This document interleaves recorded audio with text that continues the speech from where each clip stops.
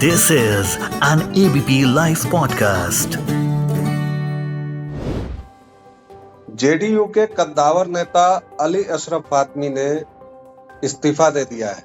उन्होंने अपना इस्तीफा राष्ट्रीय अध्यक्ष नीतीश कुमार को भेजा है। प्राथमिक सदस्यता समेत सभी जिम्मेदारियों से इस्तीफा दिया है और नैतिक कारण बताए हैं इसके पीछे। इस घटना के सारे पहलुओं पर बात करेंगे। हमारे साथ हैं वरिष्ठ पत्रकार श्री प्रवीण बागी। नमस्कार सर, स्वागत है। नमस्कार, धन्यवाद। अली अशरफ फातमी ने अचानक ही इस्तीफा दे दिया है जेडीयू से। पहली प्रतिक्रिया क्या समझ में आती है आप जैसे विशेषज्ञों? देखिए, ये चुनाव का समय है, तो चुनाव के समय नेता इधर से उधर आते जाते रहते हैं। इसके पीछे मुख्य उद्देश्य होता है चुनाव लड़ने की मंशा। वो अली अशरफ फातमी जदयू में आए थे राजद छोड़ करके, तो वो चुनाव लड़ने के लिए, मगर वो इस बार जो ये हुआ दरभंगा की सीट जहाँ से वो टिकट चाहते हैं और पहले भी वहाँ से जीते भी हैं वो, तो दरभंगा सीट भाजपा के कोटे में चली गई है। तो अब जदयू में है वो, तो जदयू वहाँ से अपने उम्मीदवार देगी नहीं, भाजपा के उम्मीदवार का समर्थन करेगी। तो उनके सामने कोई दूसरा रास्ता नहीं था। बाकी की सीटें जो 16 सीटें मिली हैं जदयू को, वहाँ सब सिटिंग सांसद हैं, तो अब उनमें से किसी का काट के इनको नहीं दिया जा सकता है। इसलिए ये फिर से अपने घर की वापसी इसको कही जा सकती है कि अपने घर की वापसी की है इन्होंने, और ये राजद में जाएंगे या चले गए होंगे अब तक।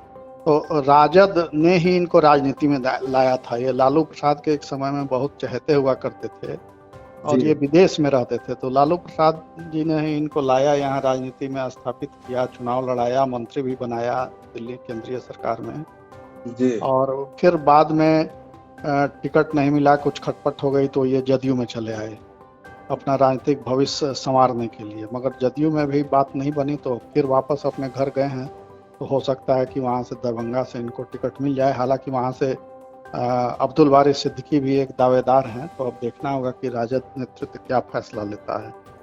तो ऐसे नेता आते जाते रहते हैं, इनसे पार्टियों पर कोई बहुत असर नहीं पड़ता है। एक समय था जब वो फातमी साहब लोकप्रिय थे अपने इलाके में और ताकतवर नेता माने जाते थे, मगर इधर लगातार कई चुनाव से वो बाहर हैं सीन से। चुनाव लड़े भी, हारे भी, लगातार कई चुनाव हार गए, फिर कई बार टिकट भी नहीं मिला। तो इसलिए अब उनकी प्रासंगिकता बहुत ज़्यादा राजनीति में नहीं बची हुई है, जो मुझे समझ में आता है, क्योंकि वो दौर गुजर गया है। उनका जो दौर था वो दौर गुजर गया। अब नए लोग बहुत सारे राजनीति में आ गए हैं जो ज़्यादा युवा हैं और गतिमान हैं, ऊर्जावान हैं। तो पार्टियां वैसे लोगों को तरजीह दे रही हैं जो युवा हैं और ज़्यादा लंबे समय तक टिक सकें पार्टी में, पार्टी का नेतृत्व का भरोसा जिन पर हो, वैसे लोगों को पार्टियां आगे बढ़ा रही हैं।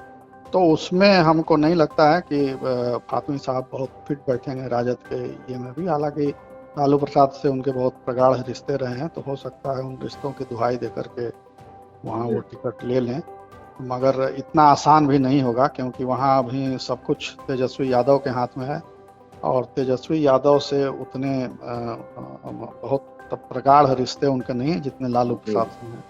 लेकिन सर 2019 में जब इनका निलंबन हुआ था राजद से, तो कारण यही बताया गया था कि जो सर्वोच्च परिवार था राजद का, लालू परिवार, उसी से इनकी कुछ खटर पटर हुई थी, उसी से नहीं बनी थी और इन्होंने पर्याप्त समादर नहीं दिखाया था। शायद तेजस्वी के साथ इनकी नहीं बनी थी। उसके बाद ये अपने बेटे को भी सेट करने में लग गए और इनको तो लगभग क्षेत्र की जनता ये समझ चुकी है दरभंगा की कि ये एक तरह से संन्यास में चले गए। तो क्या लालू इतना बड़ा चांस लेंगे इनको? नहीं, आप बिल्कुल ठीक कह रहे हैं। वो अब राजनीतिक परिदृश्य से एक तरह से गायब हैं। लंबे समय से वो क्षेत्र का प्रतिनिधित्व उन्होंने नहीं किया है उस इलाके का, और वहाँ आना जाना भी इनका कम है, ज़्यादातर बाहर ही रहते हैं। तो इसलिए बहुत वो फिट और बहुत विनिंग कैंडिडेट के रूप में उनको नहीं देखा जा रहा है। इसीलिए जदयू में भी उनकी बात नहीं बनी और इसीलिए हमको लगता है कि राजद में भी उनकी बात नहीं बनेगी। अब हो सकता है कि आगे के लिए कुछ दूसरा आश्वासन उनको मिले, राजद में वो जाएं तो, मगर अभी तो फिलहाल बहुत उम्मीद मुझे नहीं दिखती है वहाँ। जी। फातमी ने कई बार दरभंगा का प्रतिनिधित्व किया, उन पर कई तरह के संगीन आरोप भी लगे, जैसा कि कभी शहाबुद्दीन को सिवान में जिस तरह से देखा जाता था उसी तरह एक दरभंगा मॉड्यूल आया।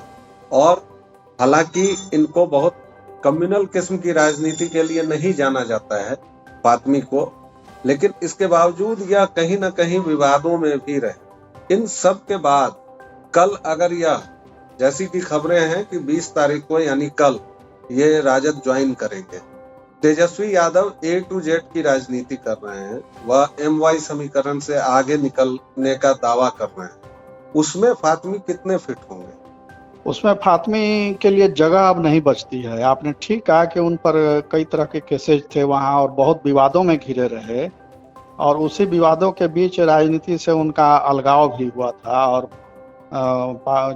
जिस तरह का समर्थन वो चाहते थे लालू प्रसाद से, लालू प्रसाद ने वैसा समर्थन इनको दिया नहीं उस समय, तो इसलिए इनका निष्कासन भी हुआ था पार्टी से। और उसके बाद वो राजनीतिक बियाबान में चले गए थे, फिर जदयू ज्वाइन किया, तो यहाँ भी जो महत्व मिलना चाहिए था वो नहीं मिला, क्योंकि राजनीति, देखिए, राजनीति किसी के लिए ठहरती नहीं है, किसी का इंतजार नहीं करती। अगर आप एक बार पीछे छूट गए तो फिर आगे आने में आपको बहुत कड़ी मेहनत करनी पड़ती है, मशक्कत करनी पड़ती है, और उसमें किस्मत भी एक बड़ा फैक्टर होता है। तो वो सब चीज़ें अब इनके लिए कठिनाई बन गई हैं। पुराना इतिहास भी एक है जो विवादास्पद इतिहास है इनका, और क्षेत्र से भी एक तरह से ये आउट हो चुके हैं। तो अभी की स्थिति में हमको लगता है कि उनके लिए ओवैसी की पार्टी जो है वो ज़्यादा उपयुक्त होगी, क्योंकि ओवैसी को अभी बिहार में नेताओं की जरूरत भी है, वो कई जगह से अपने उम्मीदवार उतारने जा रहे हैं, तो वहाँ से उनको टिकट मिल सकता है। मगर अब वो पसंद करें कि नहीं ओवैसी के साथ जाना, ये उन पर निर्भर करता है। राजद में तो हमको नहीं लगता है कि उनके लिए बहुत गुंजाइश बची हुई है। ओवैसी की बात से याद आया कि एक बार फातमी ने भी ऐसा बयान दिया था कि वह इस देश में बढ़ती सांप्रदायिकता से, असहिष्णुता से बहुत दुखी हैं, और उन्होंने अपने बेटों को कुछ ऐसी सलाह दी है कि वह बाहर ही देखें या बाहर ही रहें।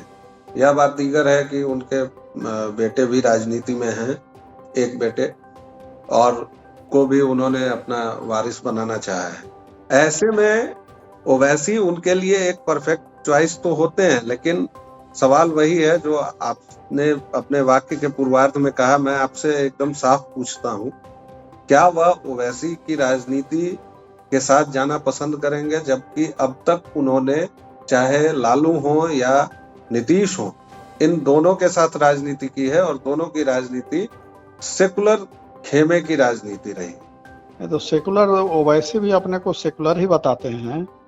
और देखिए, राजनेताओं का प्रथम लक्ष्य होता है किसी पार्टी से टिकट लेना और चुन करके संसद या विधानसभा में जाना। तो उसके लिए सिद्धांत बहुत आड़े नहीं आते हैं। बहुत कुछ एक लोग होते हैं जो सिद्धांतों को महत्व देते हैं, मगर आज जिस दौर में राजनीति पहुंच गई है तो उसमें सिद्धांतों का बहुत ज़्यादा महत्व नहीं है। महत्व है टिकट का, महत्व है पैसे का, महत्व है सत्ता का। तो उसमें जो व्यक्ति जहाँ फिट हो जाए, जहाँ से टिकट मिल जाए और वो जीत करके चला जाए, ये देखता है। पार्टियां भी यही देखती हैं कि विनिंग कैंडिडेट है कि नहीं, और जो कैंडिडेट हैं या जो टिकट चाहते हैं वो भी ये देखते हैं कि इस पार्टी से हम लड़ेंगे तो जीत सकते हैं कि नहीं। तो इस आधार पर ओवैसी की पार्टी से जीतने की गारंटी तो वहाँ नहीं है, दरभंगा जहाँ से ये लड़ना चाहते हैं।